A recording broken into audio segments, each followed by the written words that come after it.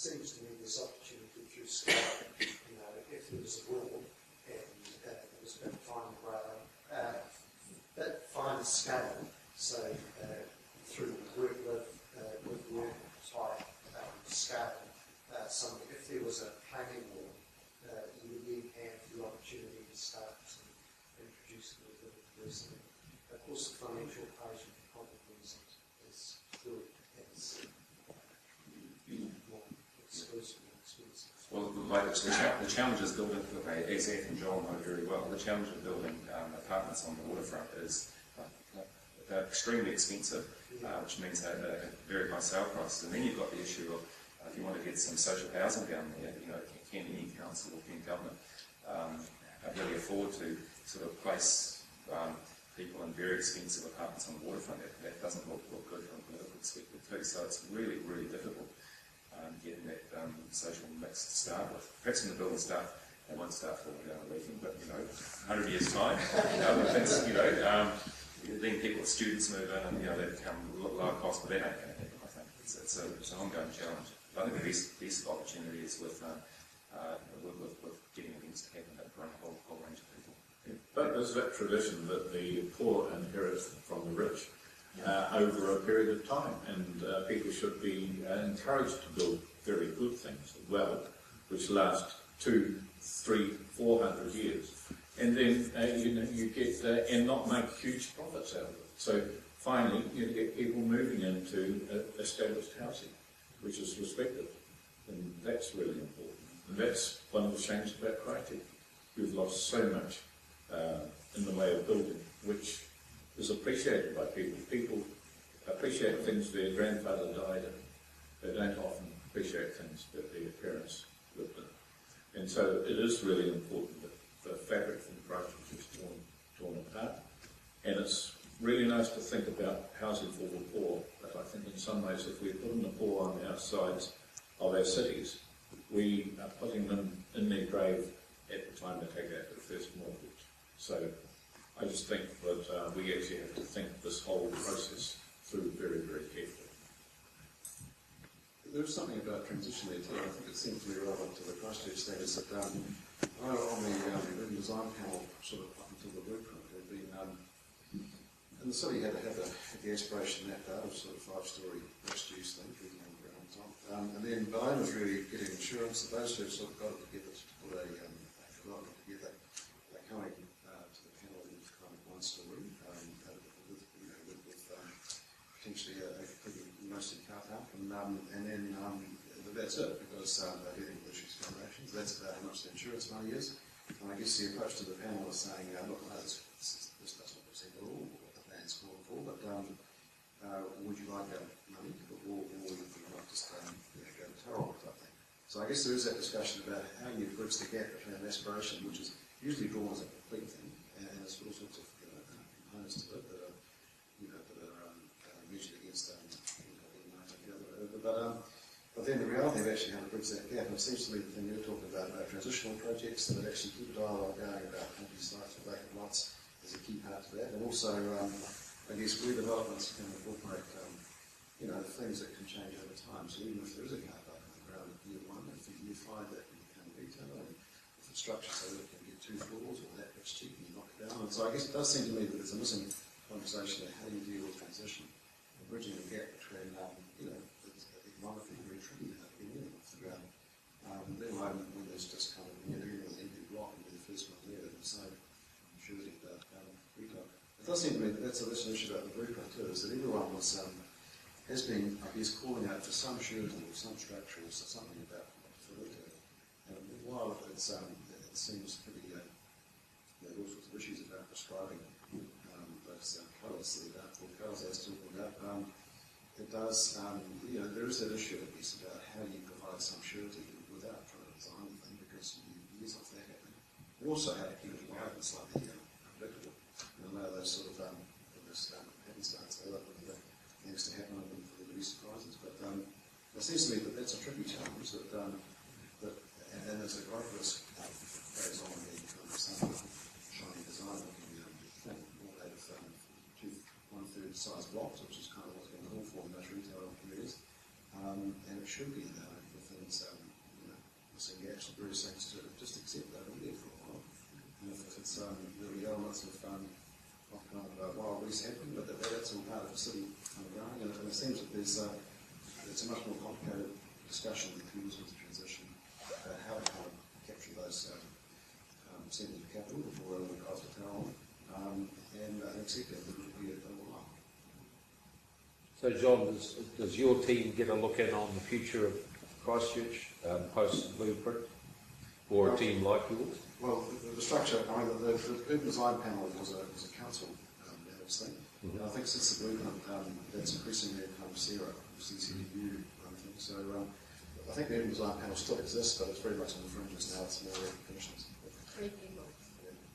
One from council, one from Sarah, and one from Naitapu. That's the urban design panel. Okay, I'm talking more. This team that's been talking tonight has had a lot to do with the development of Wellington especially over the last couple of decades. Is there a team like that going forward with the blueprint of Christchurch, or they're not getting a look at it? No, it's never happened. I don't think anyone thought that the architects could work together. It's possibly like that in Christchurch. It's been a difficult call. I mean, the devastation has affected people so much that they really probably haven't come along with a very good process to now, up to now anyway. And it's still going to be quite difficult to actually get something which feels right. Tough call. It's interesting to see the suburbs like Sumner and Littleton, which actually have a fairly well-knit community. They are really badly affected in the earthquakes, but they are working together. They are isolated enough to see themselves as a sort of super suburb, and they seem to be getting things together quite well. But when you actually deal with a city which is sprung across everywhere, land is devastated, communities are broken down because there were no communities there beforehand. The city talked about how the people have come together as communities, but they came together shortly for a short period because they all had the same problem. But now they've so discouraged where they've been put, all the friends they've lost, or the gardens they've lost. That hope is not there. It's despair for many, and many people have left Christchurch, much more than we think. Probably about 40,000 people have left Christchurch today. Others will come in, of course, but it's not until those other people come in we'll see some changes. It's difficult to hold together. So one question, you started off talking about suburbs, and then it merged into kind of centres. And I was just a very specific question, but I guess I'm just thinking about now, what happens about suburbs in general, not particularly in Christchurch, but here or any other city. How a city can actually get around the business of making some kind of cause or communities or something like that, other than the city. Well, most of these suburbs are built to planning rules or building rules, which don't mean a thing, I mean, privacy is turning your back on someone, not facing each other at a short distance with a pavement fence between you. And we really actually have to change that perception. We actually have to absorb that space between the houses. We actually have to accept the sun comes up in the morning and moves anti-clockwise, not clockwise, as many houses seem to have actually assumed. And we actually have to know that the nuclear family is not necessarily the pattern that you build to in the future. And the space left over after we build this has to be as important as the space which we build. So we actually have to think about it. So if we were to look at suburbia and take all the houses away and use the exterior spaces, could you live in them? No, you can't. So what you actually have to do is you actually have to balance those spaces in some way. So when you actually sort of look at something, this is the space which you have left over. Could that work if you took the houses away? And so there's a huge challenge. That's a very, very interesting challenge, because you're building on, sensitivity, which I started alluding from in the start, where, you've got a complex group of people, and, the important thing is they can come to the house in one direction and then go to the other. And the street should be a place where the kids can play, and the elderly people should be able to look after them, and we need to think of all those sort of social requirements to keep older people in that community for much longer, to keep elderly people looked after by a group of 10 middle-aged people and a group of people who will look after children. The street is a place for the handicapped. The street is, the communities are a place for people you would normally put into prisons. So the fabric of suburbs is a big challenge, but it's one of the most exciting challenges. You just get rid of the bloody rules, I mean, there's so many rules. You just say things like that, but personal privacy is really important, which is absolute. Peering in other people's windows from yours is not on. The sun comes up in the morning, as I said, in the east and goes around the other way, so the southern wall will be different than the northern wall. It's just all those little things, and it's an educational thing too, so you work with people for a period of time. But it's a great economic opportunity to get it right. And I don't think it's an expensive exercise. These rules are stupid. They're absolutely stupid, It's acoustical privacy, it's being able to, the important things is being able to look after the cat or the dog or the garden or the child that never leaves home. And so all those things have to be encompassed in this sort of changing thing. The suburb is there to make those changes in. So the traffic engineers go first, and then the planners who actually write regulations. What's interesting in the Christchurch too, isn't it, is that, in terms of the suburban centres, I mean, they've never been better. So there is interestingly, while all this is going on about the centre, there is a kind of interesting things that are happening, I guess. There is the, Main Streets are kind of operating like they haven't for years, and that there's kind of discussions about the mall and things. So, I mean, all these are tricky things to take on, but by default, and these community groups are kind of getting together and possibly being more effective than things like the Workfront, as far as I understand. So it's interesting that you could sort of leverage, I guess, that situation, and it's interesting to see what's coming out of that, because the ring of suburban centres are really sort of things are happening.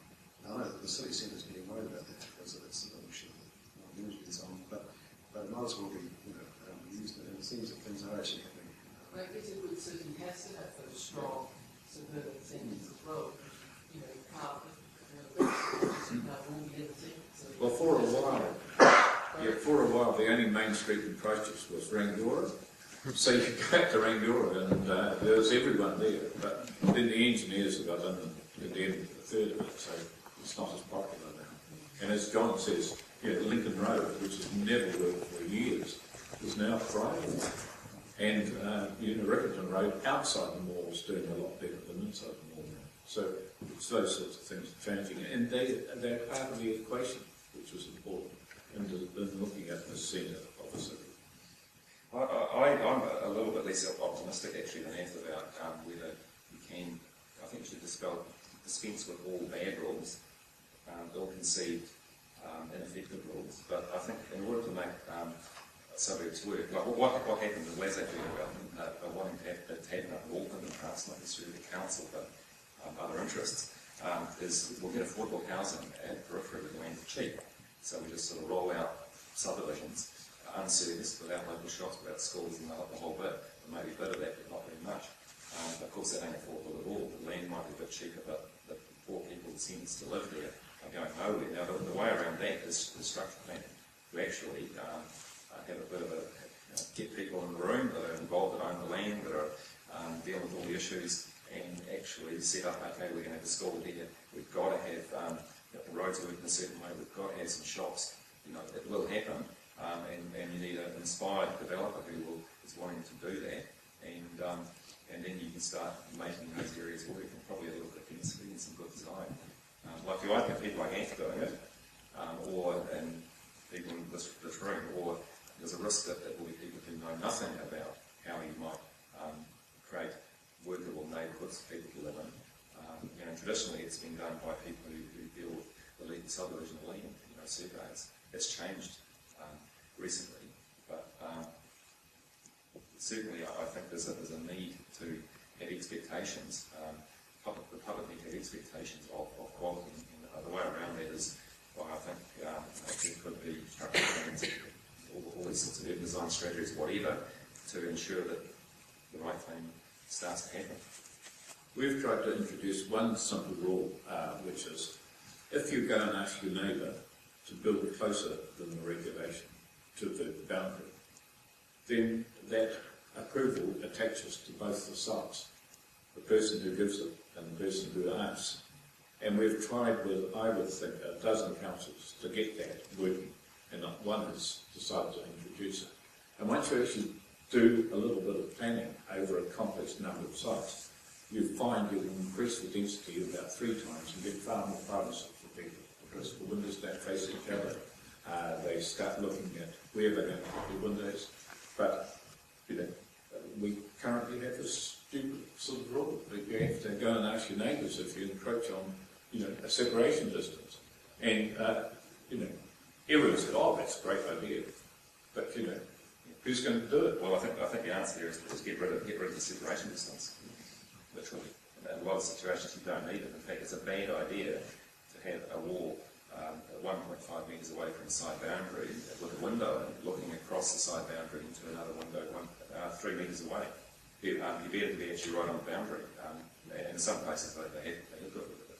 So it comes back to that thing, I think, of assessing rules and what have you, and those which don't work, get rid of them. And I think that's actually a role for all of us who are interested in architecture and urban design to get involved in those debates and try and work these things through. It takes a lot, but some people do take on new ideas, including a lot of people in council who best good work. I think that's a good note for us to wind up on and continue the conversations over a glass of wine. Please join me in thanking our